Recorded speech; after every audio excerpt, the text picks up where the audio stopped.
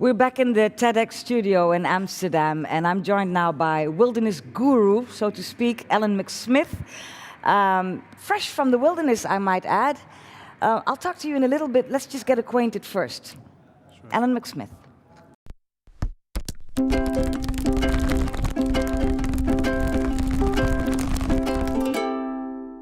As a young boy, Alan McSmith already knew what he wanted to do. I want to put on a backpack, camp in the bush, and track animals. And that's exactly what he did for 25 years. He became a wilderness guide in Africa, and those experiences shaped his life. Figure out how we're going to survive here. The wilderness for Alan is not a place.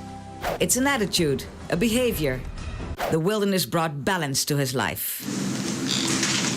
Okay, I've never become a monk, and I've never lived in the Himalayas. Nature values like humility and tolerance can inspire societies. Alan quite often leaves his campfire in the African bush to share his wilderness stories.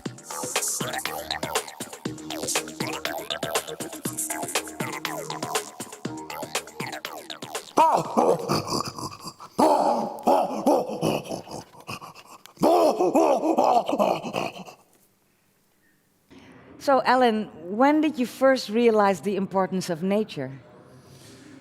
I discovered it at a very early age. I grew up in the bush. My earliest memory is the smell of a campfire. In South Africa? In South Africa, yes. Yeah. I'm born, bred and brewed in South Africa. And when I left school, I soon knew it was an easy decision of what to do with my life. So I left school and I started working in the bush as a guide. What made you take that decision, or make that decision? I loved being outdoors. I loved being with the animals. I loved being fresh water, fresh air. But there was something more. There was a deeper meaning which I felt was calling me. As a youngster? As a youngster, yes. Really? Yes. So how did that manifest itself? As soon as I left school, I got the heck out of the city. So what was your most intense experience in the wilderness? Could you recall that? Which wilderness? My wilderness or here in Amsterdam? Your wilderness. We'll talk about Amsterdam in a bit, which is a different wilderness, isn't it? Yes. It is, yeah. But the one that you're accustomed to?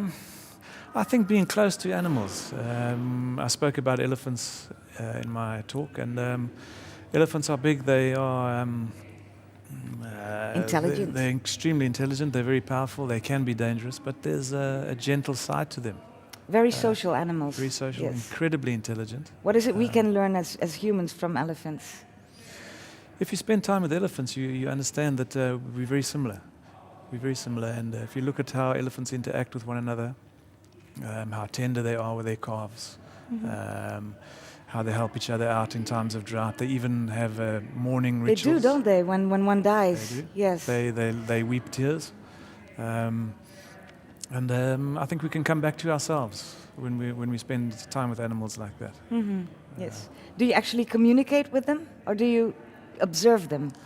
I don't communicate with elephants. I observe them intensely. Yeah. Yeah. So how does that look? Do you camp out?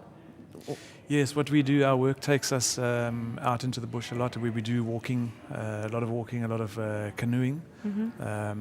It's all non-motorized, so an experience on trail is getting back to the basics, stepping out of your comfort zone, sleeping on the ground, possibly being a little bit uncomfortable, and tracking animals out there on foot, getting to know them, getting to know the environment, and getting to know yourself. Do they know you after some time? I don't see elephants often enough to say yes, but it's definitely possible. Yeah, elephants will remember people. Yes. Because they do. They seem to have a very good memory, don't they? Well, they're intelligent. Yes, and they are. Yes. You know, an elephant's brain, it's only born with a small portion of its brain, a small percentage of its brain, and as the elephant grows, its brain grows, like we do, and that is a capacity to learn, a capacity to teach, and to capacity to love, even. Yes. Yes. Yes. So now let's switch to this wilderness that we call a city, urbanized wilderness. What is it that we as humans lose by living in an urban area? I think it's a good question. You're putting me on the spot, but I think you lose your personal identity. I think we're so accustomed to living in crowds, living in groups, where that becomes more important than the individual. And I think we need to reclaim our individuality back. Why is that so important? To make decisions, to make our own decisions, as opposed to being led by masses. Scientists, journalists, Yes, politicians. And an event like this it's an eye-opening event. It gives the platform for people to be individuals and say, no, I don't think that's right. Or I've travelled from Africa and made animal sounds on the stage in front of 600 people. I mean, who would have known? And you get applauded. Who would have known? I know. Isn't it strange that it takes an event like TEDx to somehow even talk to somebody like you or listen to somebody like you, while the only thing you're advocating is to just return back to the natural life? Yes. Why are we so afraid of that? Why the distance? I believe it's because if you go back in time, society proves this time and time again. If we can't touch something or feel it or count it or eat it, if we can't explain it, we either, at best, we ignore it, or at worst, we destroy it. Mystery scares us. Is it fear that we're driven by? I think we're driven by fear, largely, yes. So that's why we're huddling together in unsightly buildings? Yeah, look, it's. I can't answer that. I can't say yes or no to that, but it's a process of understanding where we've come from, where we are now, and where we're going. And in order to understand that the best, I believe, we need to go back and rediscover ourselves in nature. How will you take the big crowds with you down that path? Because, well, I do know you were very popular here today. If I watch my Twitter timeline, it's full of you. So that means you struck a chord with people. Yeah. What will it take for you, not just to strike that chord, but to actually lead people back to where they should be? You know, the wilderness experience is all around us. And I'm certainly not saying you have to come to Africa and come and enjoy a trail with me to understand it. That's not what I'm saying at all. It happens all around us. TEDx is a wilderness experience because it's getting people out here, being true to themselves, being honest and open, being transparent, and that takes some courage. And I suspect there are a lot of people here that have this amazing amount of energy ready to be unleashed on the world. And they find each other here. And that is a natural thing to do. That is a wilderness experience. Yes, right.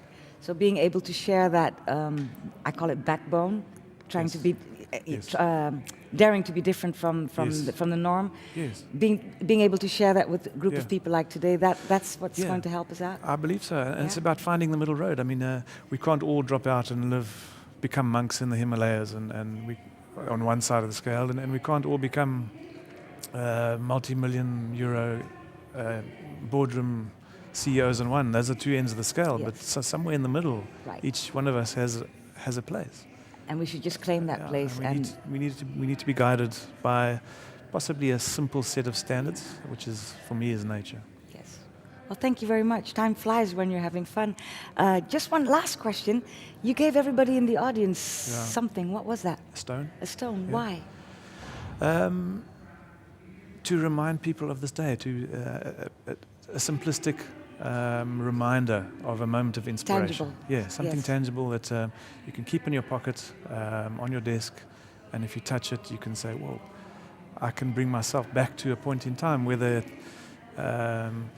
playing with my kid, swimming in the sea, or just feel connected to." And I do have one that I'd like to give to you. Really? Yes, I brought an because extra I collect stones, and you never knew. So this will be really nice. That's one for you. Thank you so very much. You're welcome. And thank you for talking to us today. You're welcome. Good Thank luck you. with your endeavors and Thank you very stay much. on the right track. Okay. Ellen McSmith, thank you. I got me a stone. Got me a stone. Thank you very much. Cool. Thank you. Bless you.